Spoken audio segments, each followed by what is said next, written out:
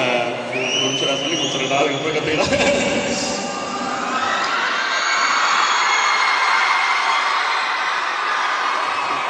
எனக்கு ஸோ அதான் எனக்கு நான் அதை கேட்டேன். எனக்கு ஆக்சுவலி எனக்கு என் ஸ்கூல் ஞாபகம் தான் இருக்குது. நான் வந்து வனவாணியில் தான் படித்தேங்க. ஸோ அதனால் நான் வந்து ஓரளவுக்கு நல்லா படித்து நான் எல்லா ஸ்கூல் காம்படிஷன்ஸ்க்கும் நான் போயிருக்கேன், ஜெயிச்சு. I was my school topper in economics in my school. அது மாதிரி தான். ஸோ அதை ஒரு பேலன்ஸ் பண்ணிகிட்டே நீங்கள் பண்ணிங்கன்னா உங்களுக்கு வந்துட்டு ரொம்ப நல்லாயிருக்கும்னு நினைக்கிறேன். ஏன்னா ஸ்கூல் மோர் தென் ஸ்டடீஸ். நீங்கள் படிக்கிறீங்க படிக்கலைன்றதை தவிர்த்து பல வகையான மனிதர்கள், பல வகையான பசங்களை நீங்கள் பார்க்க. அண்ட் பிரதீப் ஆண்டனி ரொம்ப நாள் கழித்து வெளியில் வந்திருக்காருப்பா. ஆமாம், அவர் பிக் பாஸ்க்கு அப்புறம் பார்த்திங்கன்னா அவரோட இன்டர்வியூஸ்க்காக பல பேர் வெயிட் பண்ணிகிட்டே இருந்தாங்க. ஆனால் அவரால் இன்டர்வியூ கொடுக்க முடியாது, ஆக்சுவலாக ரெட் கார்டு கொடுத்து வெளியில் வந்ததுனால. அதனால் இப்போ பிக் பாஸ் கொண்டாட்டமும் நடந்து முடிஞ்சிச்சுன்னா ஃப்ரீயாக யார் வேணால் எந்த சேனலுக்கு வேணால் இன்டர்வியூஸ் கொடுக்கலாம். இப்போ பிரதீப் ஃபஸ்ட்டாக ஒரு சீஃப் கெஸ்ட்டாக ஒரு ஸ்கூலுக்கு வந்திருக்காரு. சென்னையில் உள்ள கிறிஸ்டி மெட்ரிக் ஸ்கூலுக்கு வந்திருக்காரு. ஆக்சுவலாக பார்த்திங்கன்னா பசங்க தான் இவரை பார்த்து கெட்டு போயிடுவாங்கன்ற ஃபீட்பேக்ஸும் வாங்கியிருந்தார். அண்ட் உமன் சேஃப்டி இல்லை அப்படின்ற மாதிரிலாம் சொல்லியிருந்தாங்க.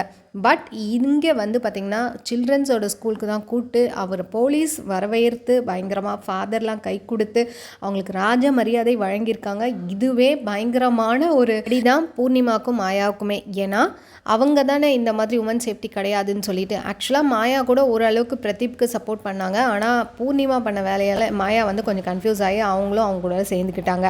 ஆக்சுவலாக பிரதீப்க்கு சப்போர்ட் கிடைச்சதே பார்த்திங்கன்னா மாயா அண்ட் பூர்ணிமாவில் மட்டும்தான். பிரதீப் பேசினது எல்லாமே கரெக்டு அப்படின்னு சொல்லிட முடியாது. அவரோட ஸ்லாங், அவருடைய லாங்குவேஜ் எல்லாத்தையுமே கண்ட்ரோல் பண்ணியிருந்துருக்கணும். ஆக்சுவலாக வெல் ஸ்டடீட் பர்சன், நல்ல எஜுகேட்டட் பர்சன். பட் அவர் அந்த மாதிரி ஒரு ஷோவில் பயங்கரமாக பேசினது தான் தப்பு.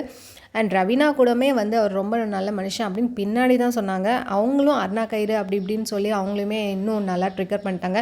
ஐஷு எனக்கு பிரதீப்பை பிடிக்கும் அப்படின்னு சொன்னாங்க. அவங்களும் ரெட் கார்டு கொடுத்துருந்தாங்க. உள்ள வெளியில் வந்து எனக்கு ரொம்ப பிடிக்கும் அப்படின்ற மாதிரி நேற்று கூட இன்டர்வியூஸ் சொல்லியிருந்தாங்க. அதுக்கு நிக்சன் ஒரு பதிலடி கொடுத்துருந்தாங்க பாரு. உனக்கு பிடிக்காத ஒரு செயலை வந்து நீ செஞ்சுனா உனக்கு மக்கள் உனக்கு அன்பு கொடுப்பாங்கன்னு நினச்சி நீ பொய்யா ஒரு வேஷத்தை போடுற, எதுக்காக? உன்னை வெறுத்தாலும் பரவாயில்ல, நீயா இரு அப்படின்ற மாதிரி அவர் ரிப்ளை கொடுத்துருந்தாரு. ஸோ அவங்களுக்குள்ள சோஷியல் மீடியாவில் தான் கான்ட்ரவர்சி போயிட்டுருக்கு. இப்போ பிரதீப்பை பயங்கர ராஜ மரியாதை கொடுத்து வரவேற்று அவரை உரையாற்ற சொன்னாங்க. அண்ட் பின்னாடி ஸ்க்ரீனில் பார்த்தீங்கன்னா பிக் பாஸில் அவர் இருந்த அந்த விஷுவல் எஃபெக்ட்ஸ்லாம் போட்டிருந்தாங்க. அண்ட் பசங்க பயங்கர விசில் அண்ட் கிளாப்ஸு. அண்ட் அவர் வந்து சொல்கிறது என்னென்னா, நீங்கள் படிக்கிறத தாண்டி நீங்கள் எவ்வளோ பேரை வந்து பழகுறீங்க, எவ்வளோ பேர்கிட்ட என்னென்ன பேசுகிறீங்க அப்படின்றதெல்லாம் முக்கியன்ற மாதிரிலாம் கருத்துக்களை சொல்கிறாங்க. அண்ட் அவர் இன்னும் நிறைய கெஸ்ட்டாக வரவேற்கப்படுவார்ன்றதுல எந்த டவுட்டுமே கிடையாது. இதுதான் ஸ்டார்டிங் அப்படின்ற மாதிரி.